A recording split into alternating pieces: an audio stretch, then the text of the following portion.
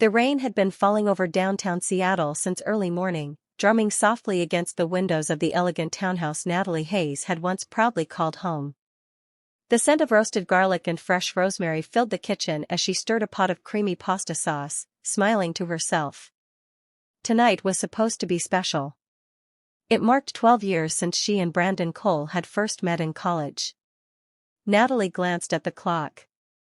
It was almost 7 in the evening. He must be caught in traffic, she whispered, trying to ignore the uneasy feeling that had lingered in her chest all day. She carefully arranged the dining table with white candles, polished silverware, and Brandon's favorite bottle of sparkling cider. Beside his plate rested a neatly wrapped gift, a vintage wristwatch she had spent 3 months saving for. Money had been tight for years, but Natalie had never complained. She remembered working double shifts at a neighborhood cafe while Brandon attended graduate school. She remembered skipping meals so he could afford expensive textbooks. She remembered selling the small jewelry collection her late mother had left her just to help Brandon pay tuition during his final semester. Every sacrifice had been made with one belief in her heart. One day, we'll enjoy the rewards together. When Brandon graduated and landed a prestigious position at a major investment firm, Natalie cried tears of joy. She believed all the difficult years were finally behind them. Instead, that success slowly changed him. The late nights at work became weekends away. The warm conversations became cold silence. The loving smiles disappeared, replaced by impatient sighs and distracted glances at his phone. Natalie had noticed it all. But she kept convincing herself that work was simply stressful. At exactly 7:26 p.m., the front door opened. Relief spread across her face. "Brandon," she called cheerfully. No answer. She walked toward the foyer, wiping her hands on a kitchen towel. The moment she saw him, her smile faded. Brandon stood stiffly in the doorway, his tailored charcoal suit untouched by the rain. His expression was distant, almost emotionless. In one hand, he carried a slim black briefcase. In the other was a large manila envelope. "Natalie," he said quietly. His voice carried none of its usual warmth. "Can we talk?" Her heartbeat quickened. "Of course," she replied, forcing a smile. "Dinner's almost ready. I made your favorite." "I already ate." Those 3 words hit her harder than she expected. "You already ate?" "With clients." She nodded slowly, trying to ignore the knot forming in her stomach. "Okay. That's fine." Brandon walked into the living room without looking at the candles or the beautifully decorated table. Without noticing the wrapped gift. Without asking why she had gone through so much effort. Natalie followed him, suddenly feeling as though she were a stranger in her own home. He placed the envelope on the coffee table. "I don't want to drag this out." Her hands began to tremble. "What do you mean?" Brandon took a slow breath before finally meeting her eyes. "I've hired an attorney." The room seemed to spin. "I'm filing for divorce." Natalie stared at him, convinced she had heard him wrong. "What?" "The papers are inside the envelope." She looked down at it but couldn't bring herself to touch it. "No." Her voice cracked. "No, this has to be some kind of joke." "It isn't." She searched his face for some sign of regret. Some hint that this was a misunderstanding. There was nothing. Only cold certainty. Her eyes filled with tears. "Brandon, we've been together for 12 years. I know. We built this life together. I know. So why?" He looked away before answering. "We've grown apart." Natalie shook her head. "No, we haven't. We can fix whatever is wrong. We always have." Brandon sighed impatiently. "You don't understand anymore." "Then help me understand." For a long moment, silence filled the room. Finally, Brandon spoke the words that shattered what remained of her heart. "I've outgrown this marriage." Natalie felt as if all the air had been sucked from her lungs. I've worked too hard to get where I am, he continued. My life has changed, Natalie. The people I work with, the circles I move in, they're different now. She stared at him in disbelief. What does that have to do with us? He hesitated before saying the cruel truth. You don't fit into that world anymore. Tears rolled down Natalie's cheeks. So, after everything we've been through, after every sacrifice, you're leaving because you think I'm not good enough? Brandon remained silent. That silence was answer enough. Natalie's knees weakened as the reality settled over her. The man she had loved with all her heart. The man she had supported when he had nothing. The man she believed would stand beside her forever. Was walking away without even looking back.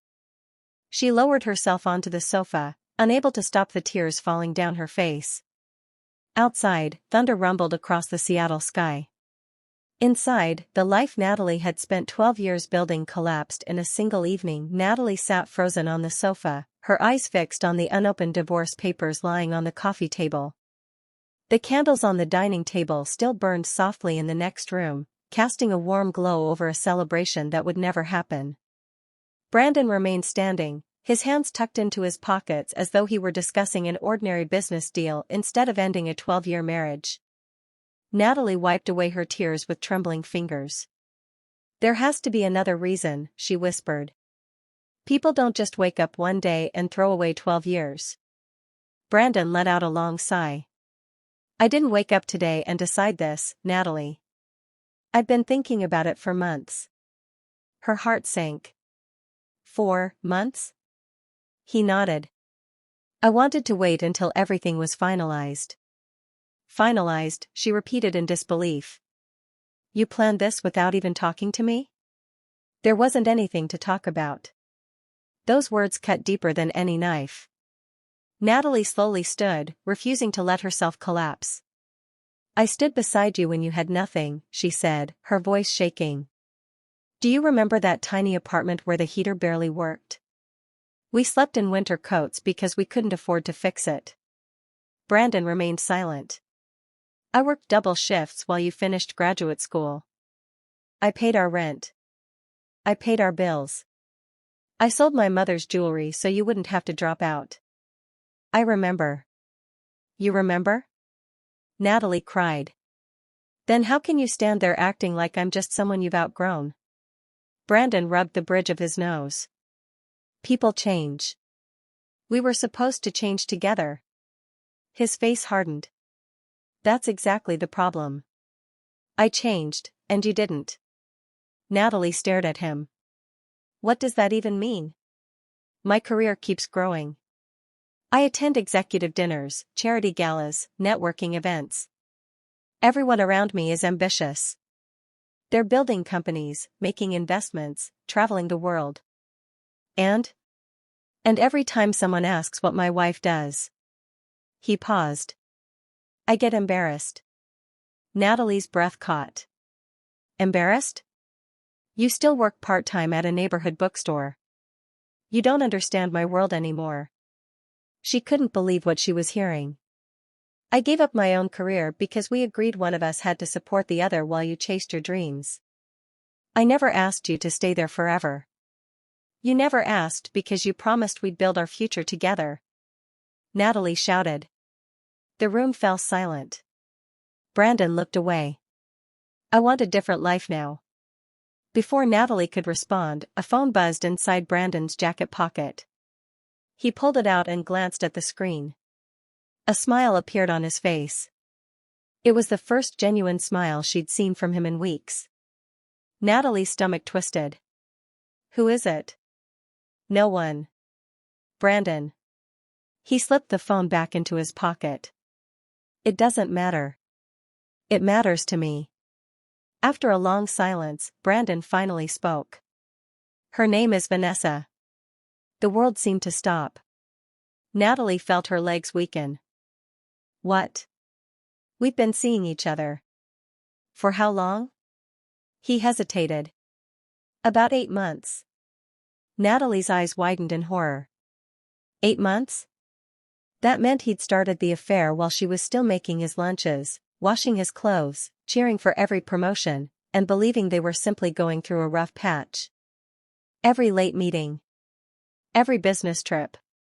Every forgotten anniversary. Every excuse. It had all been a lie. Tears streamed freely down Natalie's face.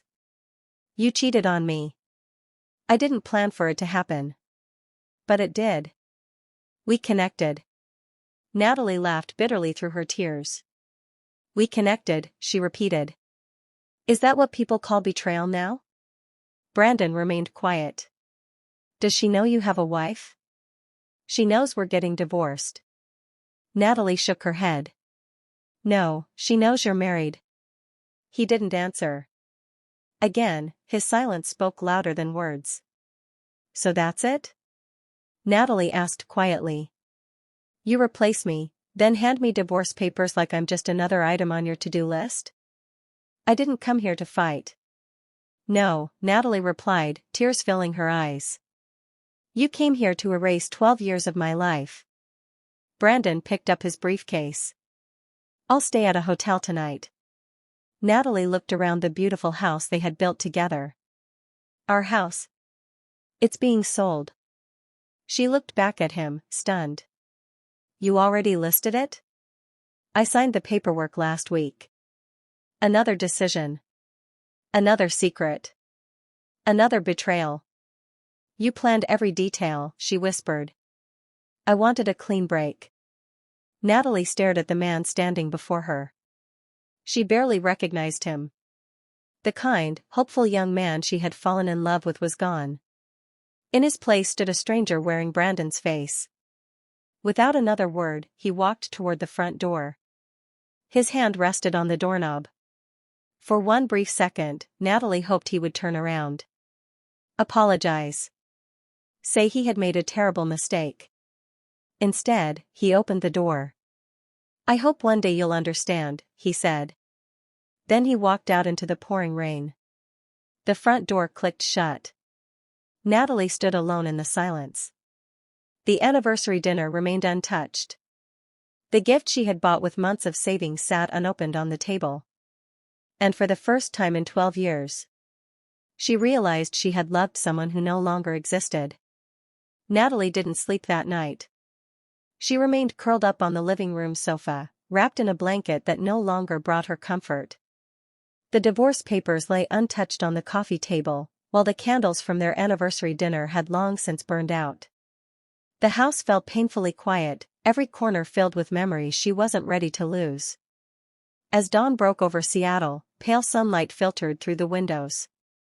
Natalie finally gathered enough courage to pick up the envelope. Her hands shook as she opened it. Inside were neatly organized legal documents.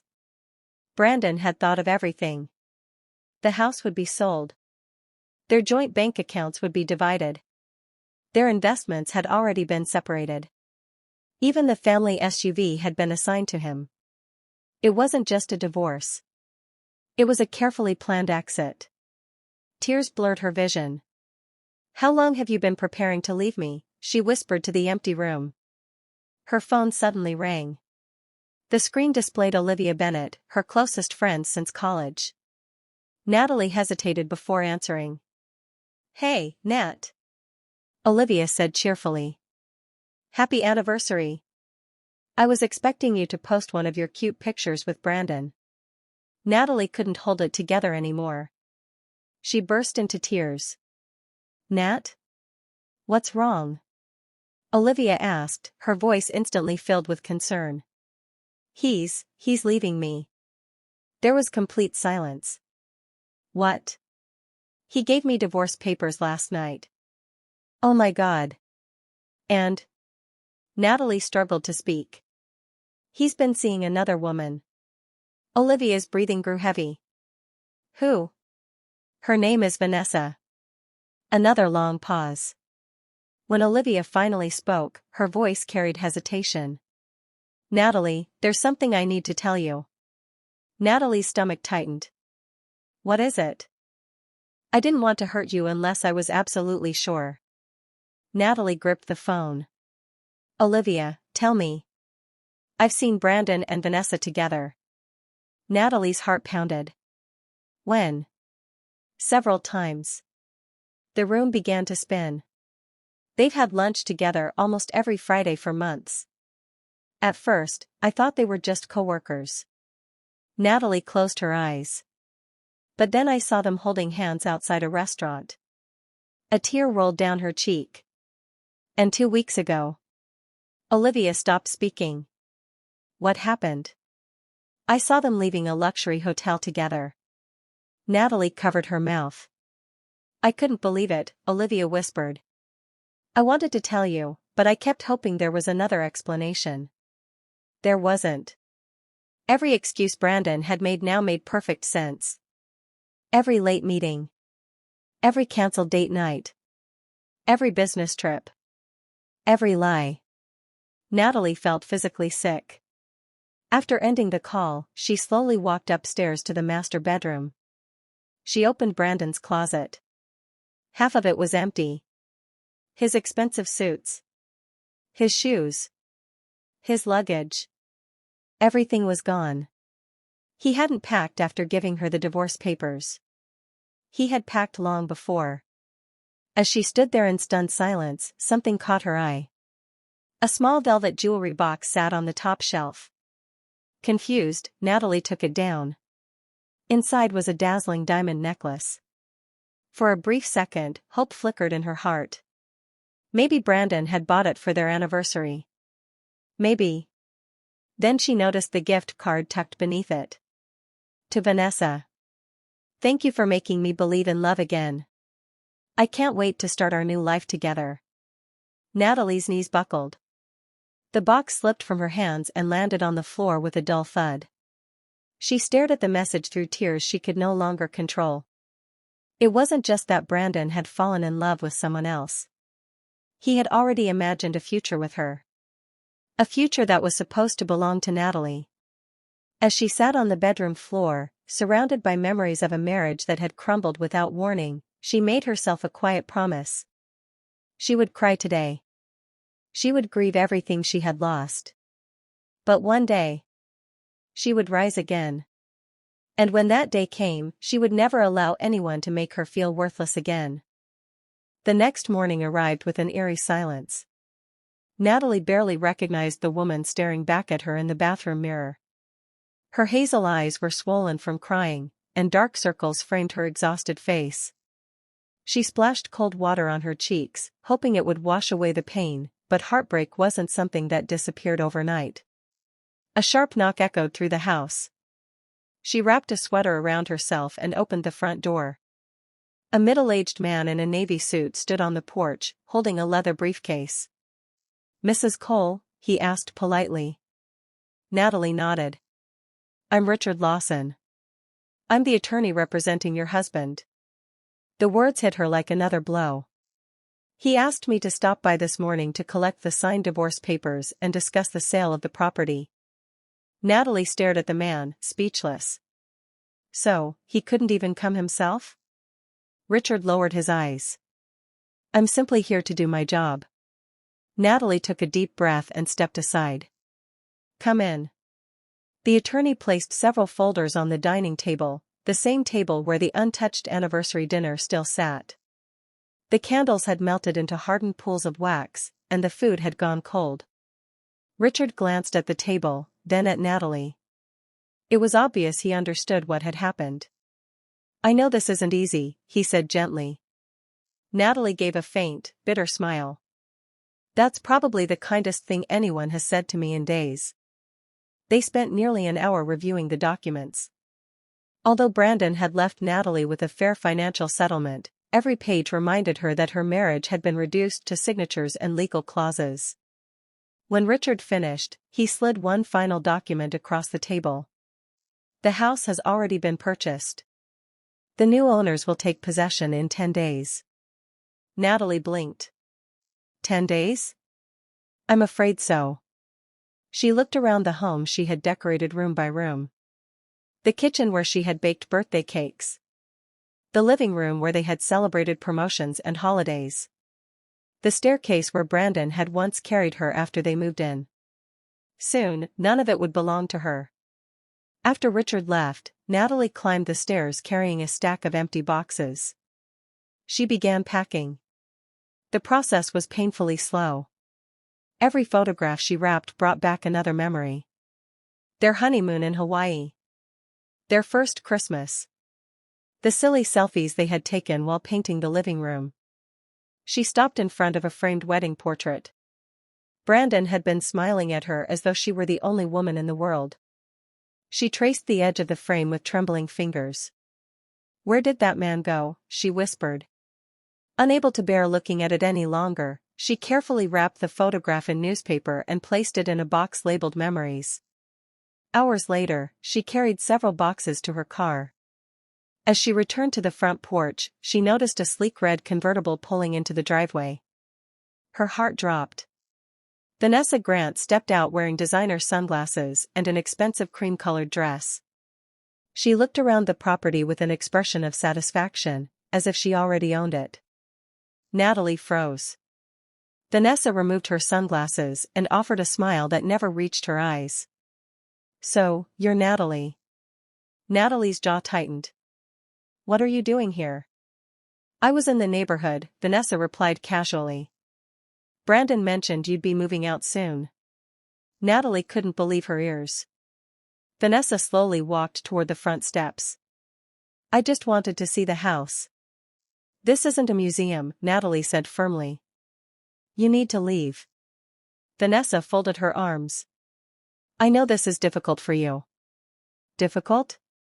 I didn't mean for anyone to get hurt." Natalie let out a short, humorless laugh.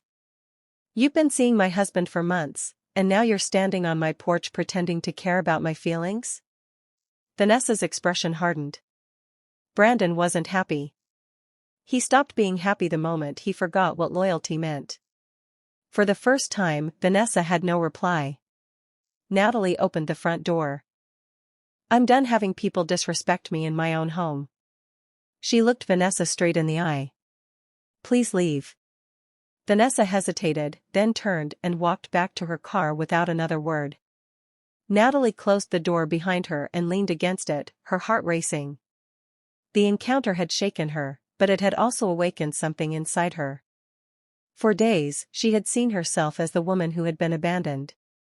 But now, as she looked around the house one last time, she realized something else. She had lost a husband. But she hadn't lost herself. And somewhere beyond the pain waiting for her, a new life was about to begin. 3 days later, the once beautiful townhouse looked almost empty. The walls that had once displayed family photos were now bare. Cardboard boxes were stacked neatly in every corner, each labeled with black marker: kitchen, books, clothes, memories. Natalie stood in the middle of the living room, taking one last look around. She remembered the excitement she and Brandon had shared when they bought the house.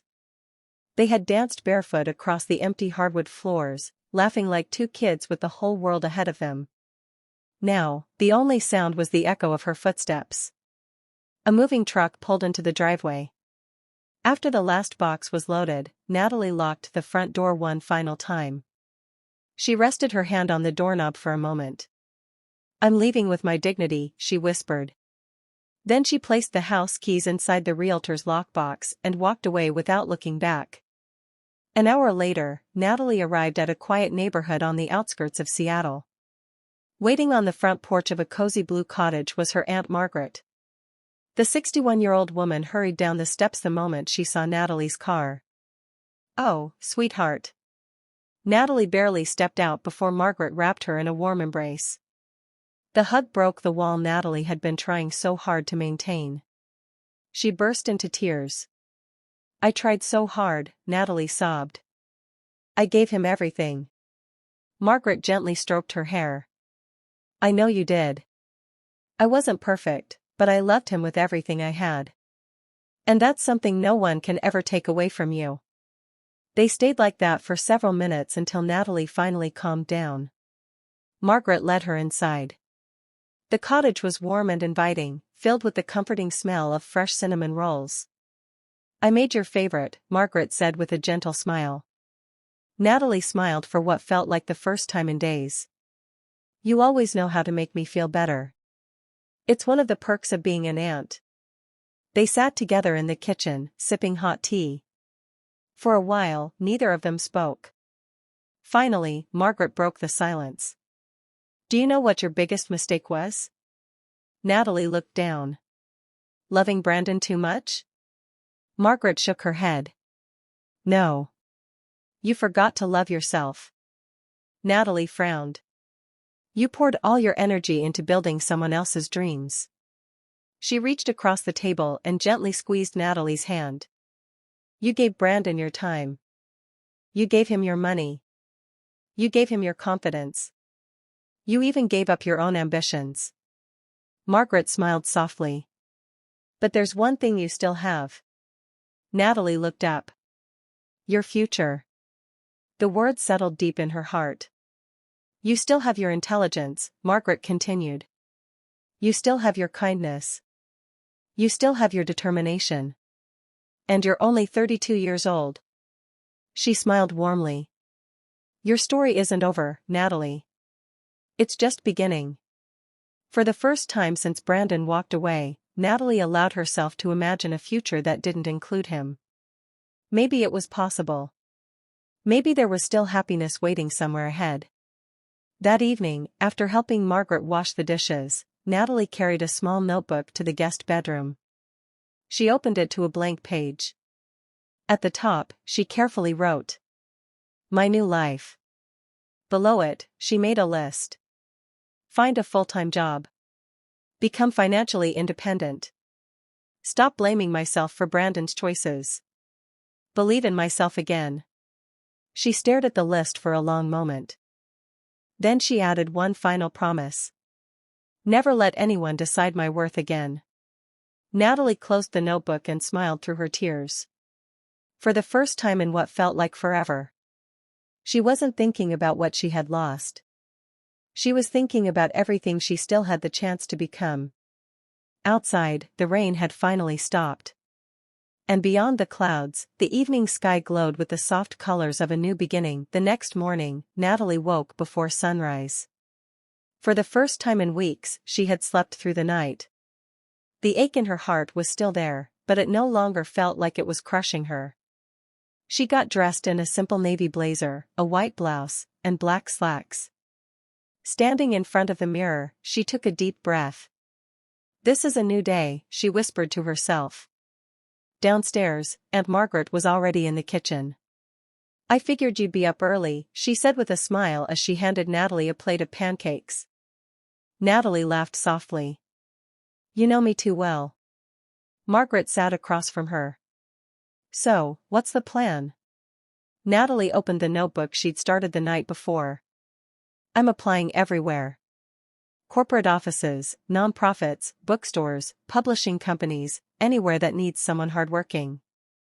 Margaret nodded proudly. That's my girl. After breakfast, Natalie turned the dining table into a temporary workspace.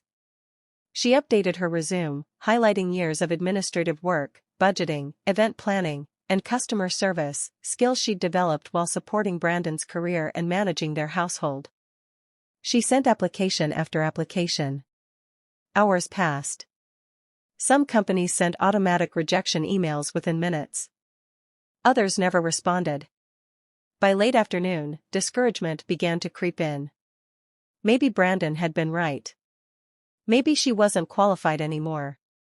Just as she reached to close her laptop, her phone rang. The caller ID displayed an unfamiliar number. She hesitated before answering. Hello, this is Natalie Hayes. Good afternoon, Ms. Hayes, a cheerful voice replied. My name is Karen Foster from Sullivan Global Holdings. Natalie's heart skipped a beat. I'm calling regarding the Executive Operations Coordinator position you applied for this morning. Yes, Natalie replied, sitting up straighter. We've reviewed your resume, and we'd like to invite you for an interview tomorrow morning at 9 o'clock. So, soon? Karen laughed. Our CEO believes in moving quickly when we find promising candidates. Natalie smiled despite herself. I'll be there. Excellent. We look forward to meeting you. As the call ended, Natalie stared at her phone in disbelief. Margaret walked into the room carrying a basket of folded laundry. "Why are you smiling like that?" I got an interview." Margaret's face lit up. "I knew it." The two women hugged tightly. That evening, Margaret helped Natalie choose her interview outfit, a tailored charcoal gray suit she'd worn only a handful of times. "You look confident," Margaret said. Natalie sighed. "I don't feel confident." "Confidence isn't about never being scared," Margaret replied. "It's about walking through the door anyway." Natalie smiled, committing those words to memory. The next morning, she arrived at the towering glass headquarters of Sullivan Global Holdings. The building stretched high into the Seattle skyline, its polished exterior reflecting the morning sun. Natalie took a deep breath. "You can do this." She stepped inside. The elegant lobby buzzed with employees in business attire. Everything about the company radiated professionalism and success. After checking in at the reception desk, she took a seat in the waiting area. She was reviewing her resume one last time when someone accidentally bumped into her chair. "I'm so sorry," a deep voice said. Natalie quickly stood. "It's okay." As she bent to pick up the papers scattered across the floor, another hand reached for them at the same time. Their eyes met. The man standing before her looked to be in his late 30s, dressed in a perfectly tailored navy suit. He had kind blue eyes, dark brown hair, and a calm, confident presence that immediately put her at ease. "I'm afraid I caused quite a mess," he said with a warm smile as he handed her the papers. "It was an accident," Natalie replied. He glanced at the resume in his hand. "Executive Operations Coordinator?" "Yes. I have an interview. I hope it goes well." "Thank you." He smiled again. "I have a feeling you'll do just fine." Before Natalie could respond, a woman hurried over. "Mr. Sullivan, the board meeting is ready." Natalie's eyes widened. Mr. Sullivan? The man she'd been talking to was Adrian Sullivan, the CEO of Sullivan Global Holdings. He gave Natalie one final friendly nod before walking toward the executive elevators. Natalie watched him disappear, completely unaware that Adrian had already formed a very different first impression of the woman he had just met. As the elevator doors closed, Adrian turned to his assistant. "The candidate in the gray suit," he said. "Yes, sir?" "Make sure she's interviewed personally." The assistant blinked in surprise.